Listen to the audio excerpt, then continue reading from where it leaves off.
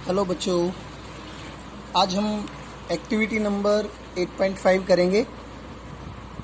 हमें एक boiling tube लेनी है, ऐसे ट्यूब लेनी है, उसके ऊपर ऐसे गुब्बारा चढ़ा देना है जो कि यहाँ पे दिखाई दे रहा है। ओके, इस बॉइलिंग ट्यूब को एक बार हमने गर्म पानी में रख के देखना है। गर्म पानी में जब रख के देखेंगे तो हम पता करेंगे, हमें दिखेगा कि जो गुब्बारा ऐसे पड़ा हुआ था ये ऐसे खड़ा हो गया, कुछ फूल सा गया है। फिर हम इस ट्यूब को यहाँ से निकाल के थोड़ी देर के लिए रूम टेम्परेचर पे ठंडा होने देंगे। उसके बाद इस ठंडे पानी के बीकर में डालेंगे, जो कोल्ड वाटर है, जो कि फ्रिज का पानी लिया हुआ है, इसके अंदर डालेंगे तो ये जो गुब्बारा ऐसे फूला हुआ था ये सिकुड़ जाएगा। तो इससे हमें पता चलता है कि जब हवा गर्म होती है, क्योंकि इसके अंदर ट्यूब के अंदर जो हवा थी या गुब्बारे के अंदर जो हवा थी उसको जब गर्मी मिली तो वो हवा फैल गई। यहाँ पे देखो लिखा हुआ एयर एक्सपेंड्स ऑन हीटिंग। तो इसी को शो करने के लिए, प्रूव करने के लिए एक्सपेरिमेंट हमने किया है कि जब एयर हीट हुई तो वो एक्सपेंड कर गई, और जब वो कोल्ड हुई, जब उसको कूल किया गया तो वो सिकुड़ गई। ओके,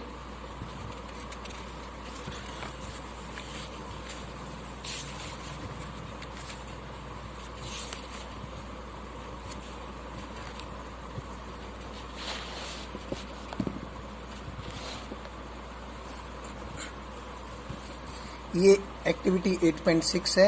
ये आपके लिए और भी ज़्यादा इजी है, आपको आसानी से समझ में भी आएगा कि होता क्या है, क्या हो रहा है। आपने 2 पेपर कप ले लिए जिनमें हम चाय पीते हैं ना, वो ले लिए। उनको दोनों को थ्रेड से बांधा और एक लकड़ी से या किसी भी टहनी से, किसी चीज़ से बांध दिया। वो फिक्स ना हो, हमने उसके लिए कुछ ले लिया, कोई वुडन स्टिक ले ली, ठीक है ना, फिक्स ना हो। इसको बीच में से एक धागे से बांध के इसको लटका दिया, ये ऐसे लटके हुए हैं। और इन किसी एक के नीचे हमने कैंडल लाइट ऑन कर दी, कैंडल ऑन कर दी, कैंडल को जला दिया।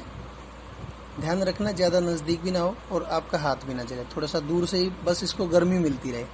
तो इसको जैसे ही गर्मी मिलेगी ये वाला ऊपर उठ जाएगा, ये नीचे चला जाएगा। इसका मतलब यही है कि हवा को जब गर्मी मिली तो वो एक्सपेंड भी हुई और हल्की होगी, उसका वेट जो है गर्म होके हल्का हो गया और वो ऊपर उठ गई, और जो ठंडी हवा थी वो नीचे बैठ गई।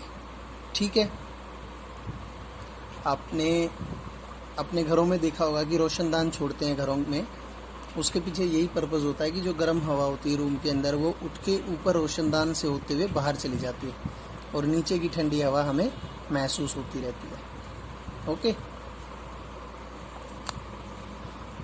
देखो, when the same thing occupies more space it becomes lighter। यहाँ से स्टार्ट करो। Also it is important to remember that on heating the air expand and occupies more space। गर्म करने पे एयर एक्सपेंड होती है और ज़्यादा जगह घेरती है, और the warm air is therefore lighter than the cold air। ठीक है, ये जो गर्म हवा है ये लाइटर मतलब हल्की होती है ठंडी हवा के कंपैरिजन में, इसलिए ये ऊपर उठ जाती है। ओके, फिर पढ़ते हैं wind currents are generated due to uneven heating on the earth. तो हवा कैसे बहती है अर्थ के ऊपर, वही पता करने के लिए हम ये पढ़ेंगे। अनइवन हीटिंग का मतलब है बच्चों, अलग अलग एरियाज़ में अलग अलग टेम्परेचर का होना। कहीं पे टेम्परेचर कम होगा, कहीं पे टेम्परेचर ज़्यादा होगा। तो जहाँ पे टेम्परेचर ज़्यादा होगा वहाँ की हवा जो है गर्म होगी, और गर्म हवा होगी तो वो ऊपर उठेगी। तो हवा तो वहाँ पे भी चाहिए। बैलेंस करने के लिए हमने पढ़ा था कि एयर फ्लोज फ्रॉम, क्या पढ़ा था, lower pressure region to higher pressure reason.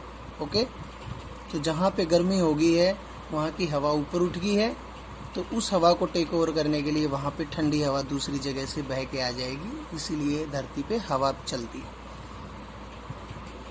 आपने जियोग्राफी में पढ़ा होगा कि इक्वेटर के पास में टेम्परेचर ज़्यादा रहता है, मैक्सिमम हीट आती है सन से। इस एरिया में जो रीजन है वो वार्म रहते हैं, एयर जो है वार्म रहती है। The warm air rises and the cooler air from the regions in the 0 to 30 degree latitude belt on either side of equator moves in. देखो ये यहाँ पे मान लो ये इक्वेटर है, तो यहाँ से आप अपने बुक में देखें, आपको और क्लियरली दिखाई देगा। यहाँ की हवा गर्म होकर ऊपर उठ रही है, तो दूसरी साइड की जो हवा है वो इसकी तरफ बहना स्टार्ट कर देगी, ठंडी हवा। ठीक है। तो ठंडी हवा कहाँ से आती है? नॉर्थ साउथ से इसकी तरफ हवा आएगी, या फिर जैसे द वार्म एयर, आप इसका दूसरा एग्जांपल ले सकते हैं, इक्वेटर की बजाय आप पोल्स भी ले सकते हैं।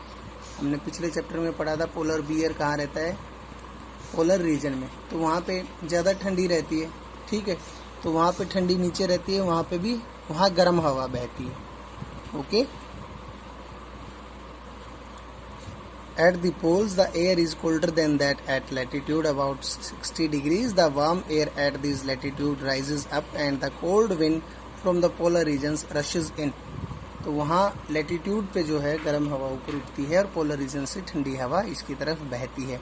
तो इस तरीके से विंड सर्कुलेशन होता है from the poles to the warmer latitudes. Okay. Uneven heating of land and water, ये पिछले आपने 4th चैप्टर में sea breeze and land breeze पढ़ा था। लैंड गर्म हो गई है, या दिन में कौन गर्म है, रात में कौन गर्म है, आपको ध्यान होना चाहिए। Okay. In summer near the equator the land warms up faster, गर्मियों में धरती जल्दी गर्म होती है, ठीक है। तो हवा जो है कहाँ से चलती है? हवा चलती है सी टू लैंड, सी से लैंड की तरफ हवा चलती है, ओशन से लैंड की तरफ हवा चलती है, जिससे मानसून आता है और बारिश होती है। The monsoon winds carry water and it rains.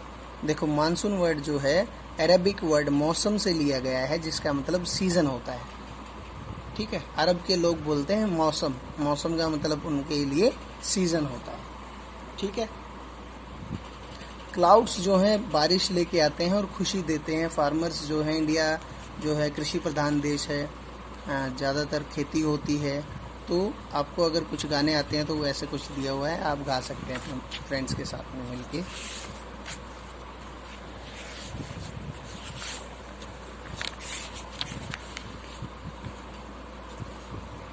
यहाँ पे एक सॉन्ग दिया हुआ भी है। Okay. However it is not always a happy ending, तो ज़्यादा बारिश होना भी हमेशा अच्छा नहीं रहता है, हैप्पी एंडिंग नहीं होती है।